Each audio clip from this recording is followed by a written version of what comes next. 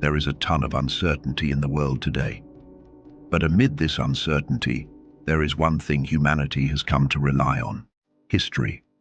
This is because history is known to be unchanging, based on facts, and deeply rooted in inarguable evidence. But what if it isn't? What if nearly 3 centuries of recorded history never actually happened? You heard that right. This is the claim made by German historian Heribert Illig in 1991. Widely known as the phantom time hypothesis, Heribert's theory states that between the years 614 and 911 AD, nothing happened. Matter of fact, he says that everything recorded within this period was totally fabricated. If not fabricated, then the events within 614 and 911 AD were added from other periods and exaggerated to the core. Illig had 2 main culprits in mind: the Church and the Roman Empire. Specifically, Illig believes that the Holy Roman Emperor Otto III connived with Pope Sylvester II and possibly Byzantine Emperor Constantine VII to alter the timeline. If you wonder why, prepare to be amazed. These years were erased so that the rulers could place their reign in the prestigious year 1000 AD. Back in the day, it was a common fact that leaders were obsessed with symbolic timing. Positioning their regime to interweave with 1000 AD would mean that they could be regarded as gods, far above their predecessors or successors. This would command great respect from their subjects, and even mark their name in history as special. This way, Holy Roman Emperor Otto III could rule in the new millennium. Sounds like the perfect conspiracy, right? But Heribert Illig was determined to show that the phantom time hypothesis is not one of those hit-and-run conspiracy theories cooked up by historians for fame and a quick buck. Illig had proof. His first proof of this missing gap in history is the calendar problem. Since time immemorial, different civilizations have figured out ways to keep track of time. Timekeeping is one of the most precise sciences known to man, and this has been passed down through generations. And not once have we looked at the calendar and doubted what year, month, or season it is. However, according to the phantom time hypothesis, our calendar is not as accurate as we give it credit for. Illig says that our current year is lagging by exactly 297 years. This means we might not be living in 2025, but rather somewhere in the 1700s. His biggest proof? The Gregorian calendar reform of 1582. For starters, let's go back in time. Before the widely used modern Gregorian calendar, most of the world used the Julian calendar. As the name suggests, the Julian calendar was introduced by Julius Caesar in 45 BC. The Julian calendar was based on a tropical year, also known as a solar year. This simply means one Earth's orbit around the Sun.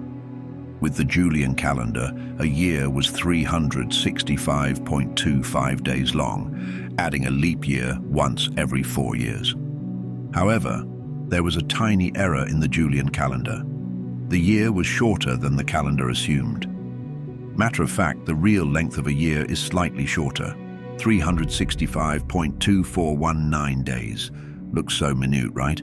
However, this little error accumulated over centuries, causing the calendar to drift out of sync with the solar year. So, after every 128 years, the calendar loses a full day. At first, the slippage was unnoticeable until the 1500s. During this time, the Church was gaining momentum. Usually, the Church liked for Easter to land on exactly March 21st every year, as this was the spring equinox. However, in the 1500s, Easter was landing around March 11th. This did not sit well with the Pope at the time, Pope Gregory XIII. In 1582, the Church announced the switch of calendars from the Julian calendar to the Gregorian calendar. Now a year would be 365 days, with an extra day added every year, divided by 4, and some other rules to keep things in order. By doing this, the days lost through the Julian calendar every 128 years were now added back to the Gregorian calendar.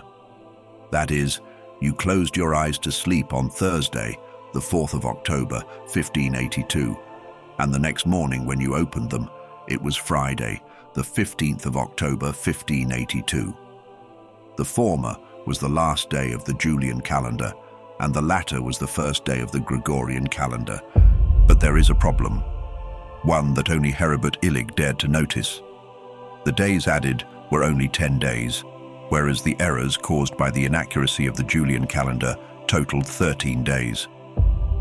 So where did 3 days go? Illig believed that this error made by Pope Gregory when designing the Gregorian calendar was, in fact, no error at all. Rather, it was a ploy to cover up the missing gap in history without anyone having a clue. This was Illig's argument. If the Julian calendar had been running since the time of Julius Caesar in 45 BCE, the shift should have been about 13 days in 1582, not 10 days. This points to one thing. The math doesn't add up. Since the adjustment made by the Pope was only 10 days, Illig rang the bell that the additional 3 days represented 3 centuries lost to time. 10 days only accounted for 1,200 years out of the 1,500 years that have passed since the old calendar. According to Illig, the missing 300 years never happened. They were artificially inserted into our history, making it seem longer than it really is. And since one of the alleged culprits was Pope Sylvester II, Illig suggested that it made sense that Pope Gregory XIII would want to cover up the conspiracy years later to protect the Church's image. Was this a mere mathematical error made by the Pope? Or is Illig's theory about the cover-up a real deal? There was only one way to find out. And Illig was determined to know the truth. So he went digging into history's records. Surely if 3 centuries were fabricated, the events during that period would all seem amiss, right? Right. Illig searched for clues in past timelines. Eventually, he found them in the Middle Ages, more specifically, the earlier part of the Middle Ages, known as the Dark Ages, called out to Illig, and for good reason too.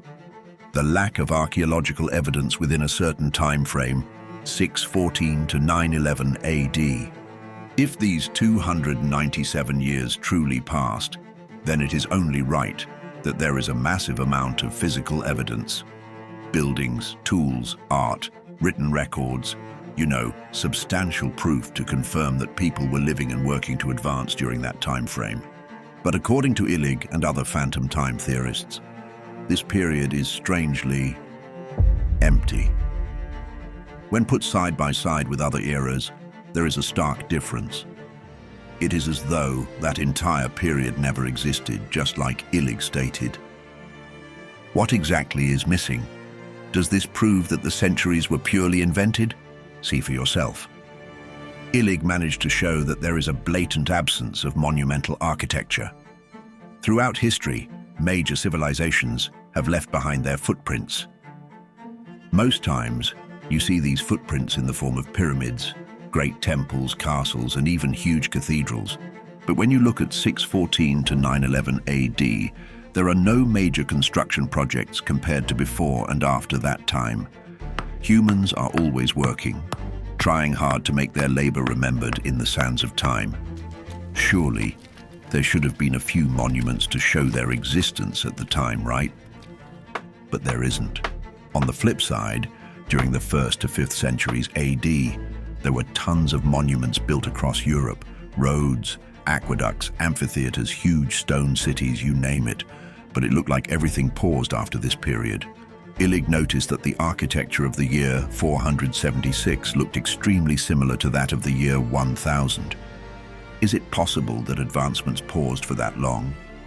If compared to now, it would mean that we would still be using our feet as the only means of transportation. Let's dissect the aspect of technical advancements at that time. The Roman Empire brought with them aqueducts and indoor plumbing. The Renaissance period had so much to offer as well, by birthing stars like Da Vinci. But for the missing 300 years, there were no scientific advancements.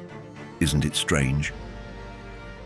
Also, let's not forget that there were plenty of castles before and after the proposed phantom time. And the building styles were so identical, despite being hundreds of years apart. In his search for architectural proof within the supposed phantom time, Illig found a document that stated that over 1,700 monumental structures were erected in the same period that the historian claims did not exist. But before you shake your head, listen closely. The document was a fake. Yes. When the German historian and his team tried to trace the documented architecture, they found out that over 96% were nowhere to be found. Aside from the document, there was no proof that these structures ever existed in that timeline.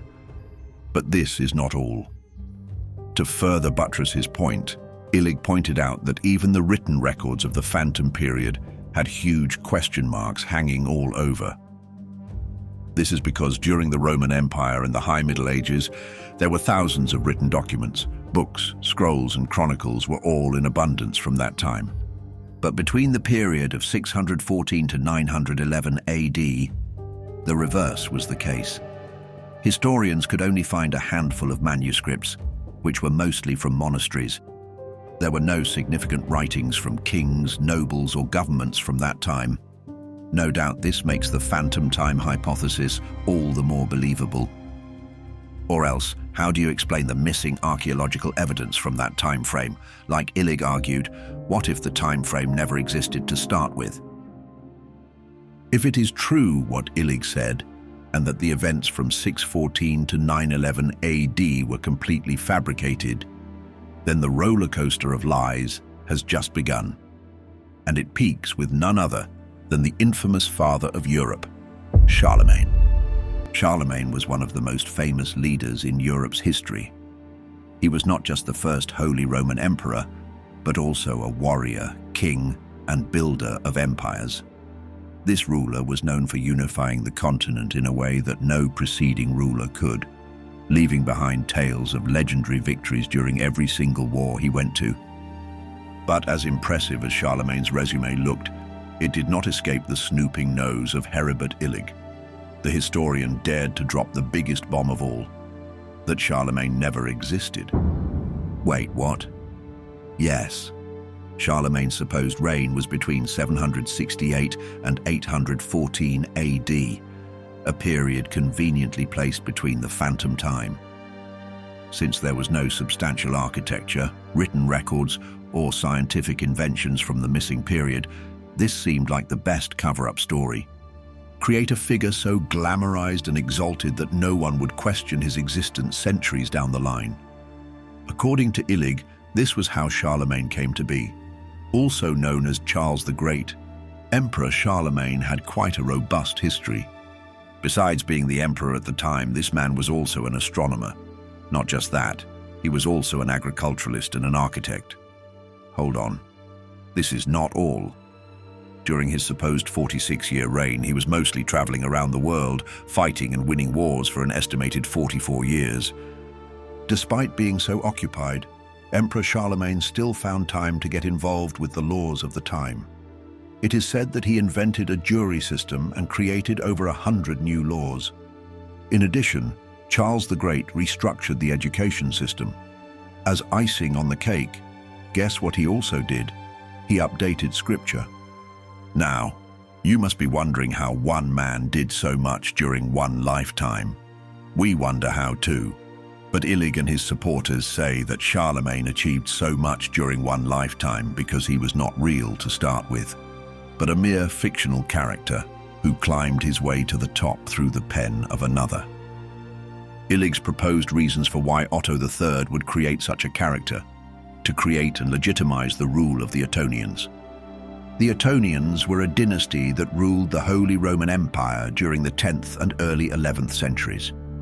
Named after its infamous emperors, Otto I, Otto II, and Otto III, the Ottonian dynasty succeeded the Carolingian dynasty, the same one founded by Charlemagne. Illig and supporting theorists suggest that the Ottonians fabricated the existence of Charlemagne to give their own rule a legal base. Think of it as the perfect backstory for a brand new dynasty to break into the Holy Roman Empire.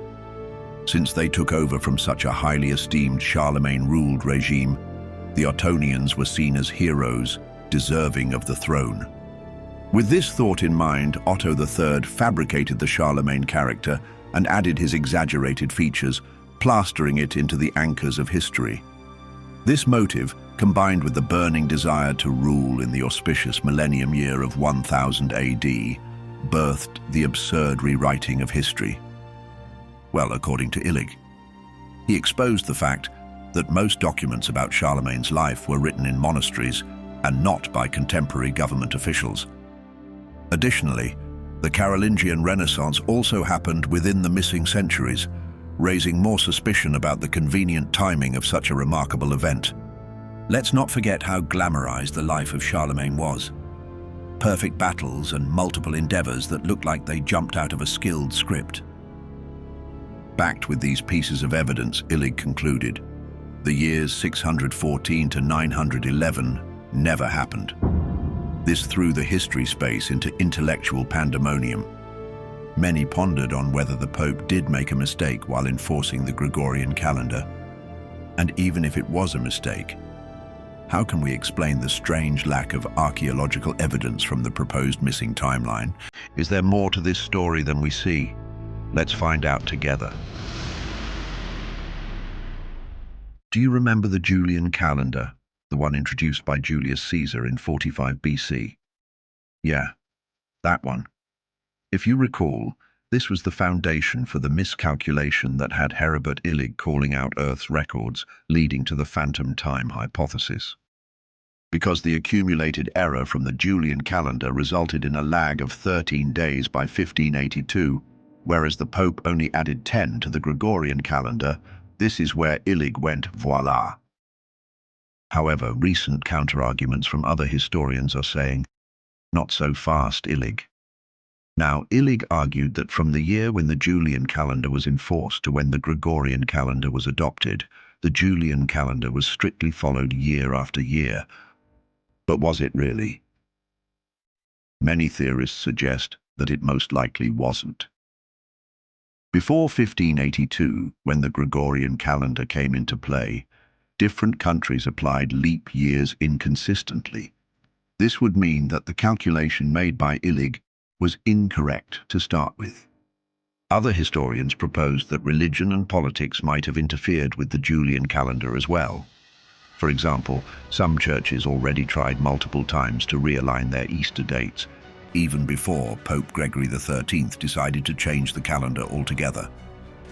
This may have resulted in the drift of 10 days instead of 13. So what if there were no missing centuries but merely imperfect timekeeping? Also, Illig's hypothesis did not consider one view, that the Julian calendar was not universal. Let's take, for example, the Islamic world, which follows a lunar calendar. Or do we talk about China, which used an entirely different system based on astronomy? If the Julian calendar made an error that amounted to 13 days, then what about these other records? Illig argued that the Islamic community and even China might have altered their records to fit with the conspiracy done with the Gregorian calendar. But why would rulers all over the world connive to create a conspiracy fusion that big just to ensure that Emperor Otto III ruled in an auspicious year? The thought of it is unbelievable. Another counter stemmed from astronomical records. Although the calendar is a popular way of keeping track of time, other methods exist. Reliable methods like astronomical events. And unlike man-made calendars, the movement of the sun, moon, and planets follow cycles so precise and predictable that we can bank on them to calculate past years. Using records like solar eclipses and comet appearances, some historians managed to combat the phantom time hypothesis. How so? In 418 AD, a solar eclipse was recorded by the Chinese and Romans. This matches perfectly with modern astronomical models, eliminating any room for doubt. In 879, another eclipse was recorded. Both eclipses occurred during the same period that Illig tagged as non-existent. To further their argument, historians highlighted that Halley's comet, which appears every 75 to 76 years, was recorded in both 760 AD and 837 AD. And before you wonder if this was fabricated, think again. They were also recorded by Chinese and Islamic astronomers independent of the European government. This made people question whether Illig's theory concerned the entire world or if it was purely Eurocentric. If you've been following closely, your mind might be asking now, what about the strange lack of archaeological evidence during the proposed phantom time? If the 614 to 911 period did happen, there ought to be archaeological footprints, right? What if we told you that there are? Following Illig's claims of a lack of tangible evidence from that timeline, archaeologists set out to work. And unlike Illig stated, archaeologists have uncovered artifacts from the time. Take, for example, coins from early medieval rulers and even Viking ships buried in Norway, which date far back to the late 700s. So, did Illig miss these details, or did he not search deeply enough? It is important to note that while counter-historians were searching for artifacts within the phantom time, they noted that not much was truly found. This is because during that time, Europe was undergoing one of its most difficult periods, the fall of Rome in 476 AD. Centuries before this fall, the Roman Empire was the dominant civilization in Europe, taking charge of massive territories, building cities, and maintaining overall infrastructure. But when Rome fell, the government collapsed with no handover. Trade networks had to face an abrupt decline, and the people suffered from a dwindling economy. With such a fate, it was only expected that the focus would shift from technical and scientific advancements to the daily source of food. Suddenly, no one was bothered with erecting monuments, but focused on how to survive. This led to a massive decline in archaeological proof of the period. But this counter is only the tip of the iceberg.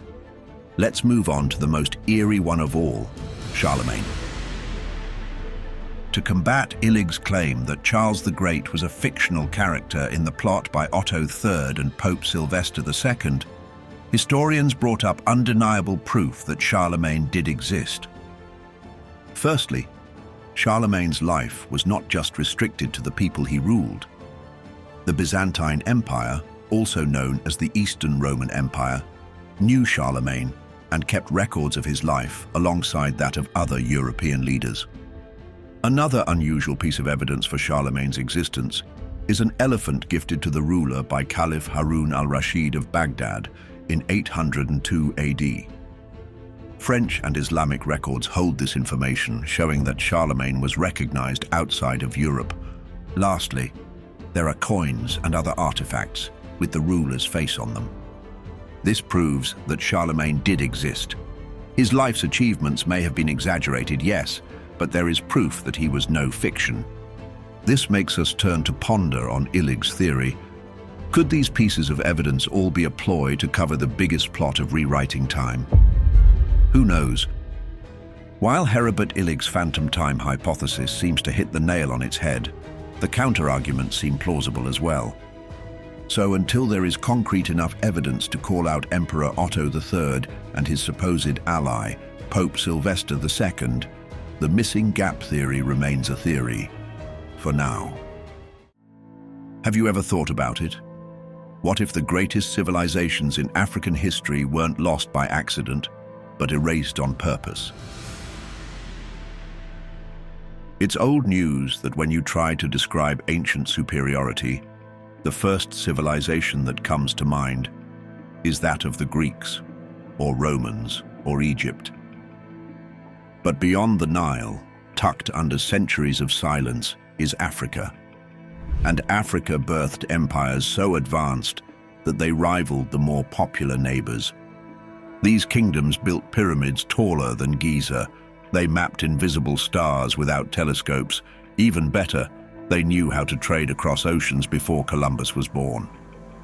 So why don't we know their names? That's where the jaw-dropping theory came to light. The theory that says the story of Africa was rewritten by those who colonized it.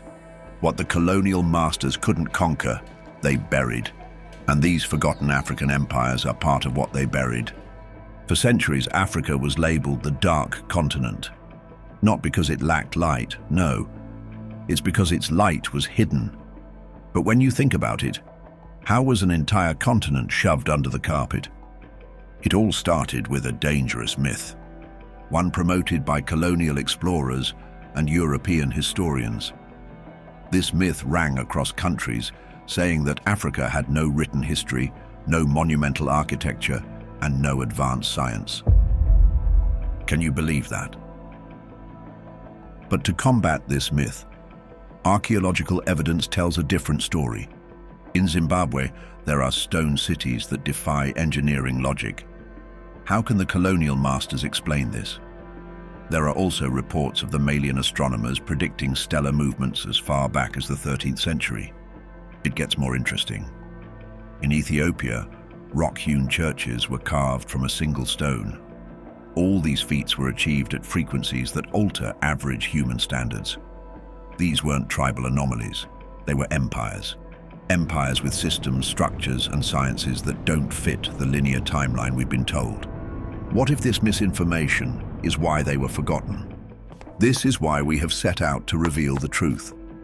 Are you ready to meet the powerful African civilizations that history erased? Let's dive in. The first on our list of forgotten African empires is the Kingdom of Kush.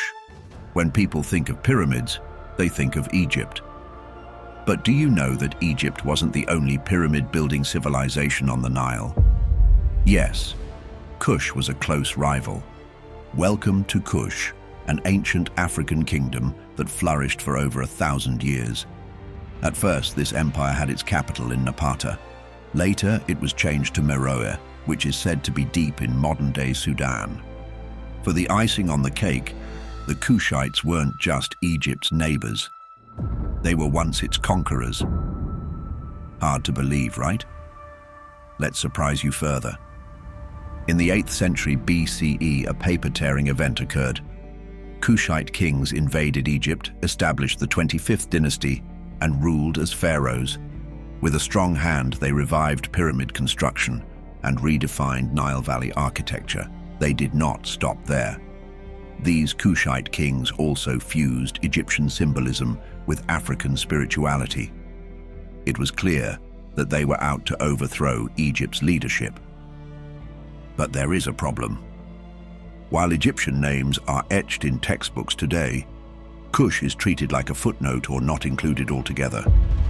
Why? It's because Kush complicates the narrative that Egypt was a lone beacon of civilization in the dark continent of Africa. And for colonial historians, that narrative was inconvenient. Historians argue that the Egyptians started building the pyramids. While that may be true, the Kushites didn't just imitate Egyptian pyramids. They built more of them. After the war to overthrow Egyptian pharaohs, the Kushites left a trail of pyramids in their wake.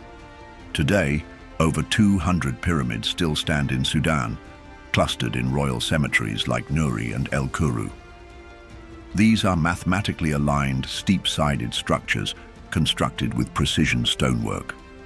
One look at them, and you would see that these pyramids are far from crumbled heaps. They are so sophisticated that they even contain burial chambers with detailed artwork and inscriptions. What's more, the technological edge of the Kushites didn't stop there. To further cement their name, the people of Meroe developed advanced iron smelting techniques centuries before much of Europe. They engineered complex water systems like hafirs. Imagine building massive reservoirs that allowed urban life in really dry zones, and with such limited resources back then. How did they master such skills so early? Some oral traditions credit such skill supremacy to divine instruction. Others suggest that the unique knowledge was passed down from those who came from the stars. Either way, the records that the intelligent Kushites existed were there. But somehow, it stopped getting publicity. So what happened to Kush? Eventually, they were weakened by environmental shifts and external invasions. In the 4th century CE, the empire fell to Aksum in another invasion. In the fierce war, the Kushite cities were abandoned. In the blink of an eye, the elegant stories of this thriving kingdom were lost in the sand. But the greatest disappearance of Kush wasn't physical. It was the historical wipeout. In no time, Western scholars began to dismiss Kush as an Egyptian offshoot. Colonial archaeology downplayed its innovations, and school books went a mile further by skipping it altogether. And just like that, the Kush Empire that once ruled the Nile became a mystery. If the story of Kush left you awed, get ready to meet the megacity that was built from stones. Great Zimbabwe. Tucked into the highlands of southeastern Zimbabwe, there lies the stone ruins of Great Zimbabwe. Brace yourself, this is a city that defies everything we thought we knew about ancient sub-Saharan Africa. Built between the 11th and 15th centuries, Great Zimbabwe once held over 18,000 residents.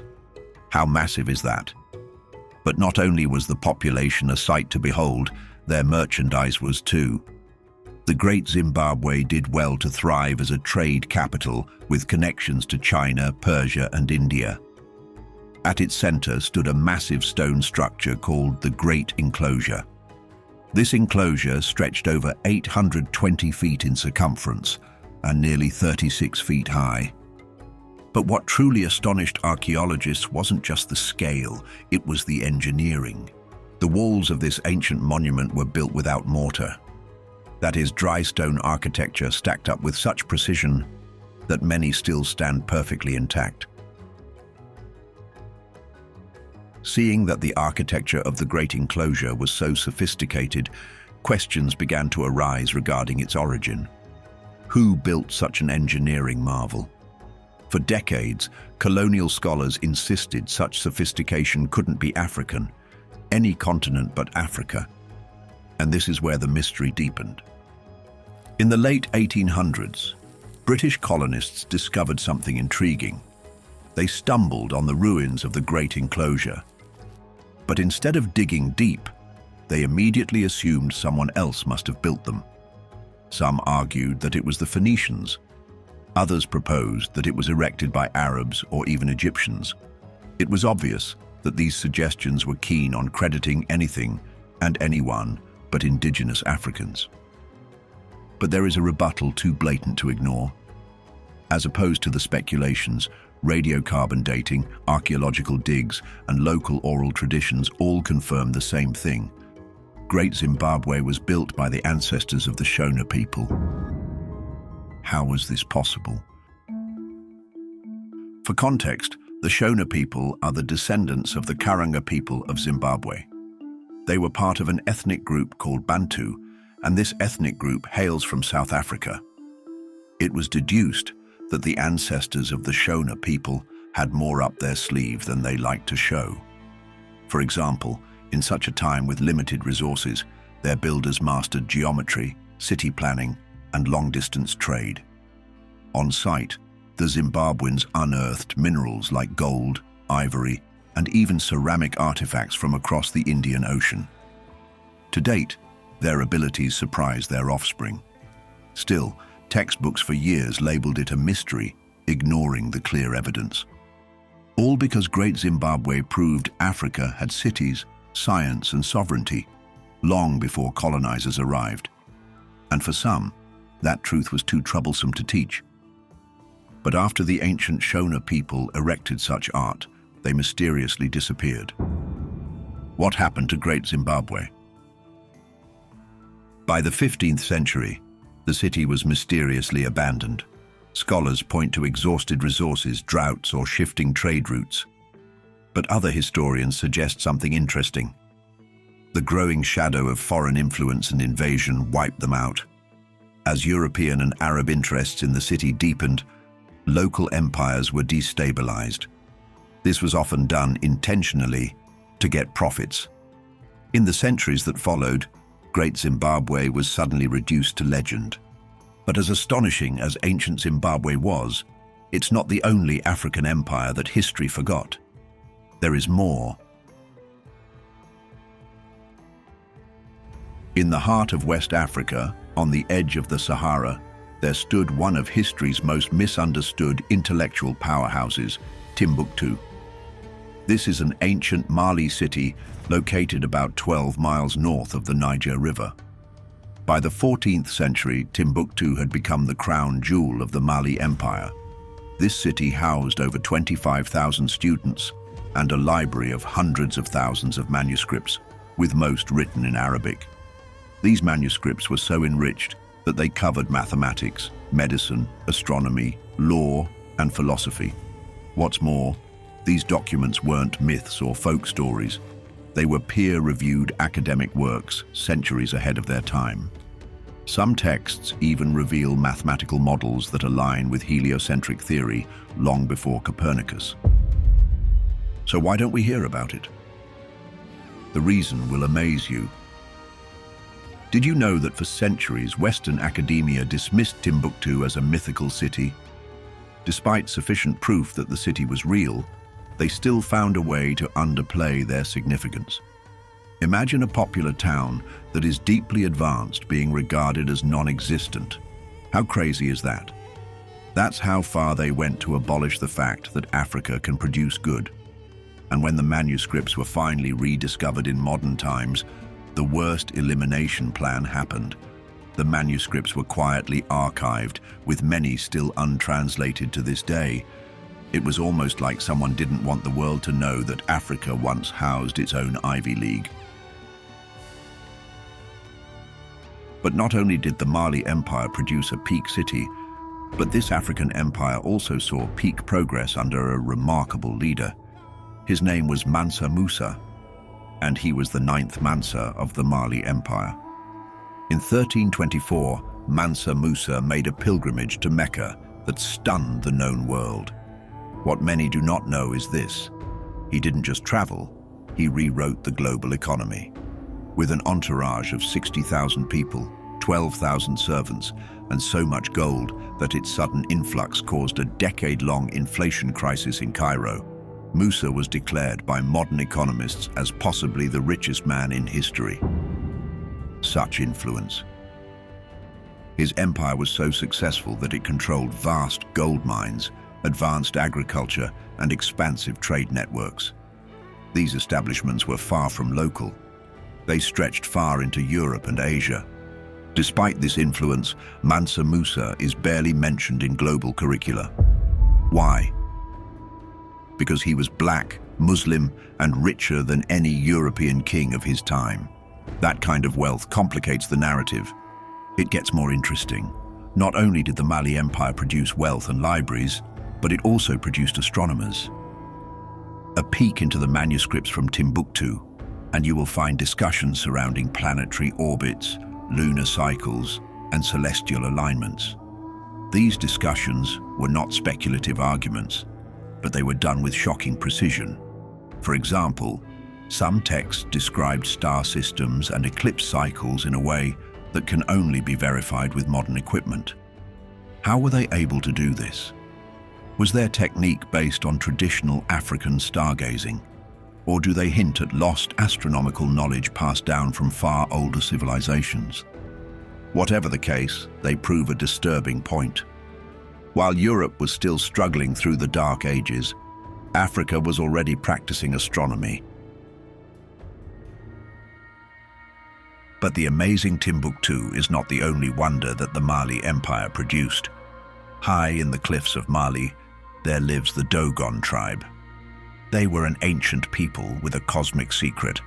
Long before telescopes, the Dogon possessed superior astronomical knowledge, leading them to uncover the Sirius mystery. What is this Sirius mystery?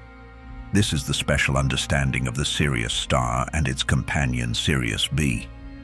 They described Sirius B to bits. This is a white dwarf star, completely invisible to the naked eye. The Dogon people knew its orbit period was 50 years, its companion status to Sirius A, and its incredibly dense mass. And they accomplished this feat years before Western science could locate the star. How? French anthropologists Marcel Griaule and Germaine Dieterlen published this stunning revelation in the 1950s after years of fieldwork. The Dogon not only knew about Sirius B, but also claimed their ancestors were visited by beings called Nommo. They described the Nommo amphibious sky teachers who came from the Sirius star system. Because of this claim, arguments began to rise surrounding the origin of their sacred knowledge. Many skeptics say the Dogon may have acquired this knowledge from modern sources, but Griaule's interviews were conducted in the 1930s, well before Sirius B was publicly confirmed by Western astronomy, so either the Dogon guessed correctly, or they were taught by their ancestors, the Nommo. If you think interpreting Sirius is all the Dogon people had in their books, you would be surprised.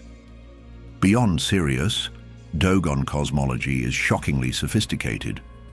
Their traditions speak of a spinning universe, mysterious planetary orbits, and a cosmic egg called Amma's egg. This is the egg rumored to have exploded into creation. They also reference invisible forces and atoms. All these were established in their tradition, long before these concepts emerged in modern science. The Dogon people didn't stop there. They went further to encode this knowledge into symbols, ritual masks, and oral storytelling. This way, they preserved it without paper or printing presses. But here's the kicker. Dogon astronomy has no historical predecessor in known African cultures. Their star charts just appear. So where did it come from? To date, no one knows.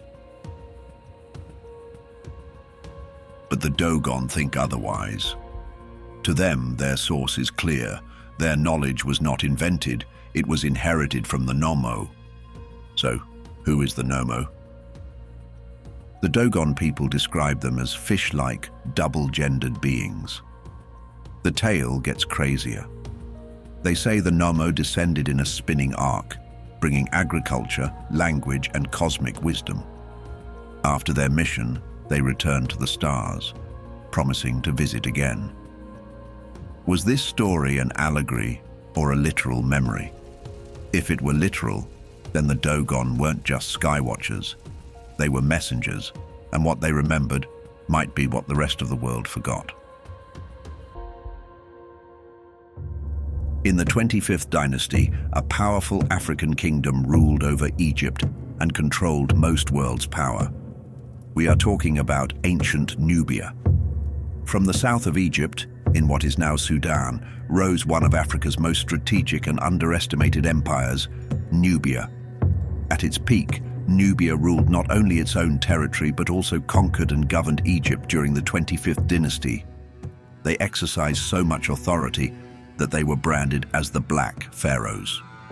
They were also Kushite kings, including Piye, Taharka, and Shabaka.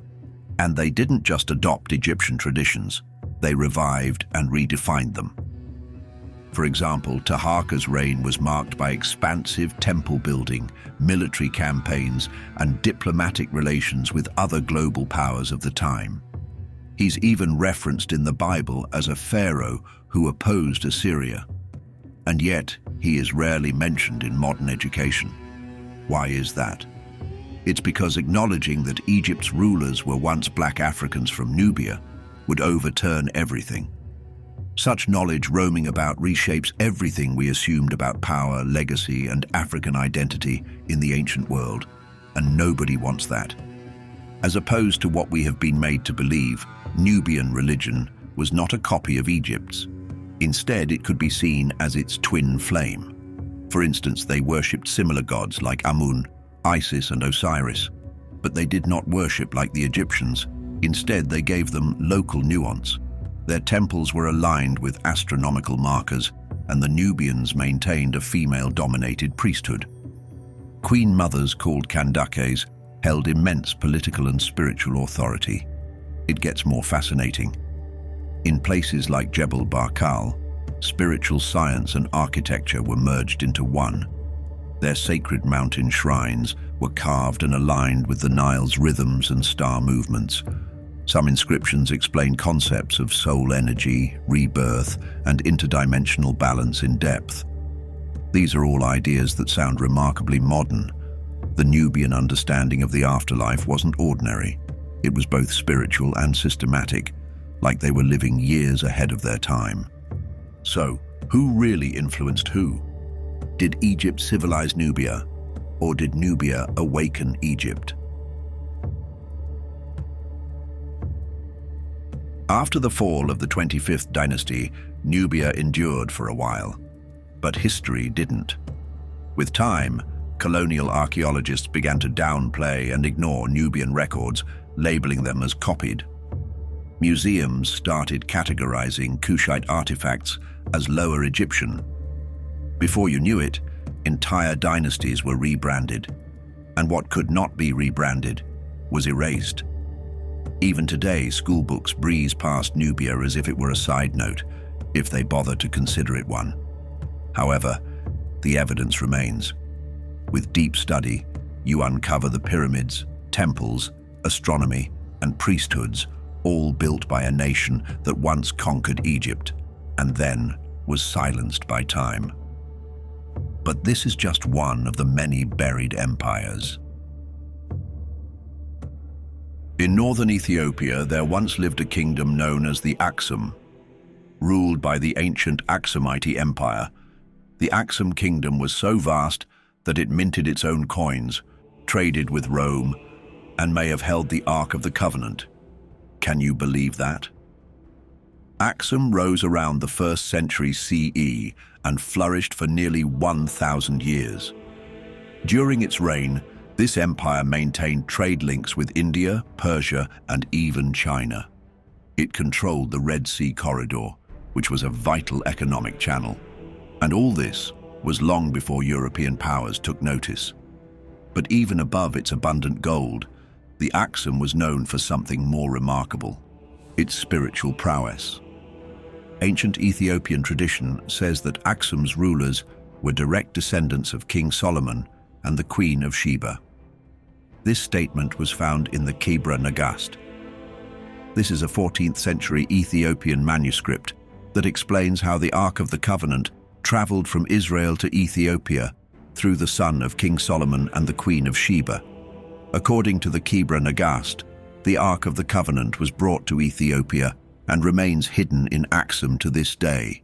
Yes, that Ark. Is it a myth? Maybe. But the priests guarding the Ark in Aksum still refuse to let anyone see it to this day.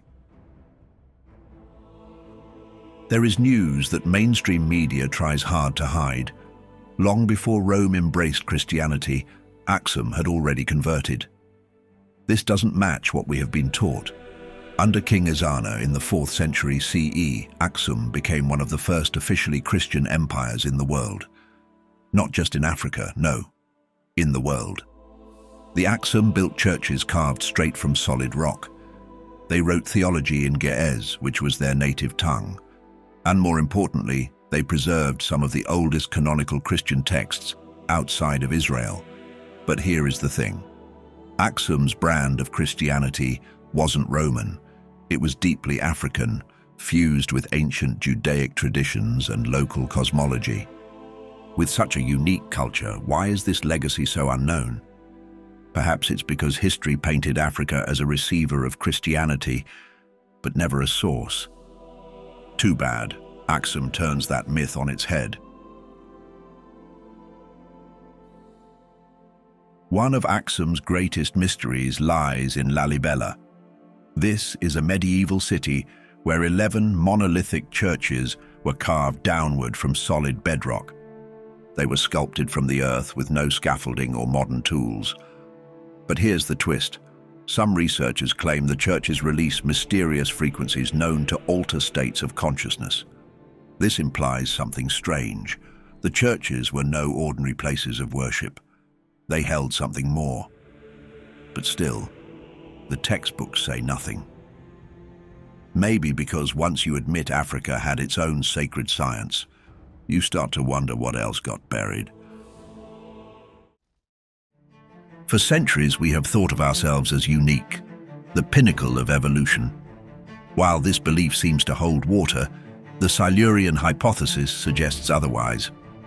First proposed in 2018 by scientists Adam Frank and Gavin A. Schmidt, this idea was published in a paper titled The Silurian Hypothesis. Would it be possible to detect an industrial civilization in the geological record?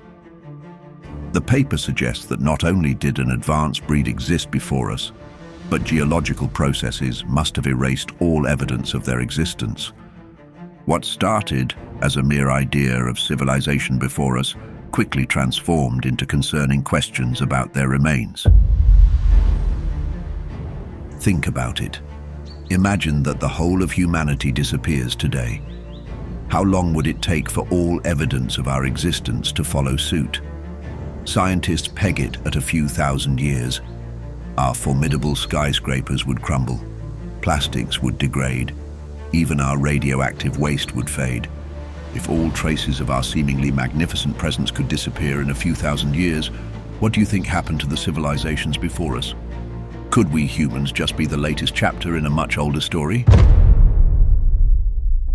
But before we answer that, where did the name Silurian come from? Enter the Silurian period. About 443 to 419 million years ago, in the third and shortest period of the Paleozoic era, scientists believed that life existed in Earth's oceans. However, there was zero evidence of intelligent life. To add to that, astrophysicist Adam Frank and climate scientist Gavin Schmidt thought it would be nice to pass a wink to Doctor Who. Remnant of a bygone age on planet Earth. Remember that sci-fi series where the fictional Silurians were an advanced reptilian species that lived before humans? Yes, that's them. Combining the idea of whether an ancient civilization lived before humans, plus the theory of life existing in the far Silurian period, the Silurian hypothesis began to make sense. This land is ours. We lived here long before the apes. But Frank and Schmidt's paper didn't stop there. Their thought experiment explored whether such ancient civilizations left any recognizable traces of their existence. Their conclusion? Probably not. Why, you ask? It's because geological processes like plate tectonics, erosion, and fossilization are so powerful that they could erase all physical evidence of an ancient society. Frank and Schmidt argued that instead of looking for a smoky Silurian picture or any other absurd physical proof, we better start searching for chemical fingerprints in the Earth's crust. And for a generation of humans with trust issues, this can be hard to do. Imagine abandoning your search for actual lizard folks to focus on anomalies in the carbon cycle. But in a short while, you'll see why these scientists thought that this would be the best approach. Did you know that planet Earth is ever restless? Like a string of hormonal mood swings, Earth has a dynamic nature that leaves both archaeologists and geologists in wonder. Here is why. Today's oceans can become tomorrow's mountains, and the mountains you see today could later become habitable residential areas for humans. The Earth is constantly reshaping its surface and changing its geological history. And she does this through geological processes, erosion, tectonics, volcanism, fossilization, you name it. Let's take plate tectonics, for instance. Earth's crust is made of plates that move slowly, collide, and sink into areas called subduction zones. That is far beneath the surface you are currently standing on. Our planet is having a makeover, but it's so slow you can't feel a thing. However, over millions of years, the impact of this process is seen. Gradually, Earth's crust becomes recycled, destroying any evidence of ancient structures or cities that may have existed. That's right, this same slow process is currently ongoing to wipe out proof of our existence millions of years from now. You don't believe it? Then how come the oldest oceanic crust on Earth is about 200 million years old? Think about it. Even on land, we watch the forces of erosion gradually wear down mountains and bury valleys. Before our eyes, natural forces like water and wind work to reshape Earth's surface year after year. And when it's neither plate tectonics nor erosion, fossilization takes the lead. Under the relentless pressure of nature, even concrete and metal degrade. So, what is left behind? In the rocks presently available to us, only a fraction of Earth's history is preserved within. With such geological processes constantly repeating themselves, there is a high chance that entire eras have been wiped clean. If an advanced civilization did exist millions of years ago, its machines, roads, and skyscrapers would have been ground into dust and redistributed across the planet. But if all evidence of an ancient industrialized society has been wiped off, what do Frank and Schmidt's thought experiments rely on? Since we agree on the fact that geological processes must have eliminated physical proof of their existence, the scientists played on the kind of evidence that cannot be wiped away. Non-physical explanations. When the desirable is not available, the available becomes desirable. This is the theory Frank and Schmidt held close as they drafted their paper. If direct evidence like artifacts or structures used by Silurians have been obliterated by natural processes, how about chemical fingerprints? Surely chemical signatures embedded in the Earth's crust could serve as subtle indicators of past industrial activities, couldn't it? Take, for example, abnormal isotopic ratios. If an industrialized civilization did occupy the Earth before us, they must have engaged in industrial processes like fossil fuel combustion. And if they did, it would have altered the natural level of carbon isotopes. Carbon-12 would become significantly higher than carbon-13. And where else to find such anomalies than the sedimented layers of Earth's crust? And if the ancient civilizations did use nitrogen-based fertilizers for their farms, that is, if we assume they did farm, there would also be anomalies in nitrogen-15 levels. These abnormal levels within the Earth's crust might point to the possibility of synthetic fertilizer production long before humans came to be. But this is not the only way suggested by the curious scientists. Frank and Schmidt took the Silurian hypothesis a notch higher when they stopped to ask, what if the ancient society fought nuclear wars too? Wait, what? That's pushing the boundaries for a civilization that we aren't sure of their existence to start with. But imagine that this advanced society did create nuclear weapons. If they did, then there could be radiological evidence lurking beneath Earth's surface as well. How so? The answer lies in radioactive isotopes. If nuclear reactions were indeed used by the Silurians for energy production or the production of weapons, there would be traces of radioactive isotopes. Take, for example, plutonium-244 and iodine-129 have extremely long half-lives and are not commonly found in nature. If scientists could detect their presence in geological layers, voila, we would be onto evidence of past nuclear technology use. But if scientists still missed such evidence, Frank and Schmidt had one more up their sleeves. What if the industrial civilization burned fossil fuels so much that they released excess amounts of carbon dioxide into the atmosphere? In turn, global warming happened. Hard to believe, right? However, the scientists posed as many absurd angles as they could to find traces of an advanced society that existed millions of years before humans. But while these suggested tests show the possibility of past industrial activity, there is a twist. Even natural processes can produce similar evidence.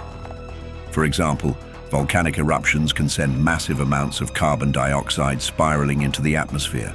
This could distort carbon isotope ratios as well. A good example of this is the Permian-Triassic extinction event that took place over 250 million years ago.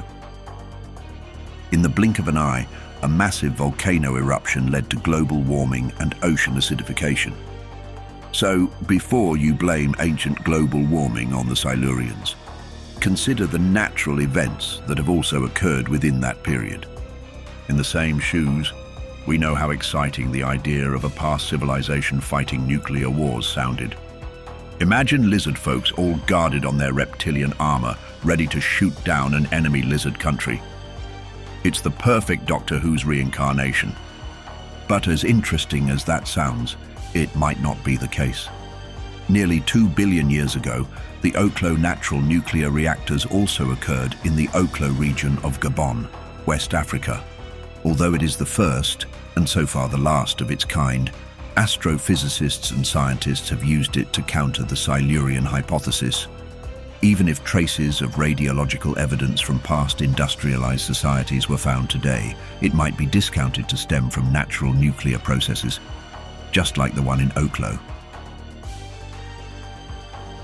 Seeing that all possible tests to prove the existence of an ancient civilization have been countered, the Silurian hypothesis buddies whipped out their last card: the Paleocene-Eocene thermal maximum.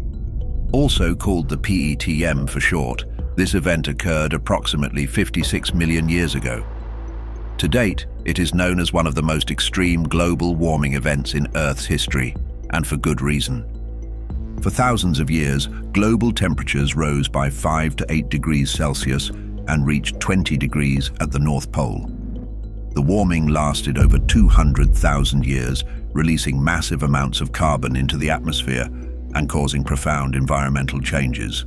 This sparked the big question: since the oldest humans only started existing about 7 million years ago, who or what released so much carbon into the atmosphere enough to cause the PETM?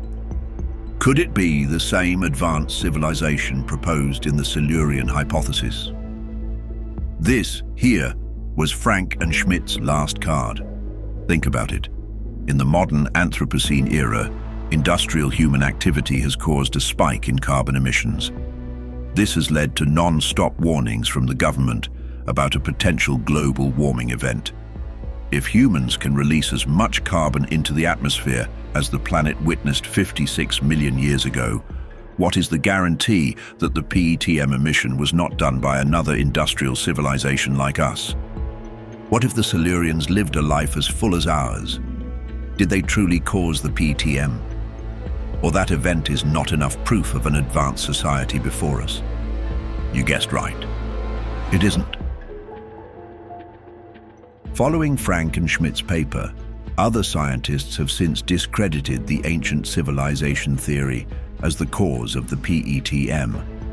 The first solid reason is that natural processes also match the evidence. The release of carbon could be traced to volcanic activity, methane hydrate destabilization, or even organic carbon release. Secondly, there is no archaeological or fossil evidence. Although we established that geological processes could have wiped away the last pieces of artifacts or fossils left by the Silurians, nothing was found in the Earth's crust corresponding to the PETM period.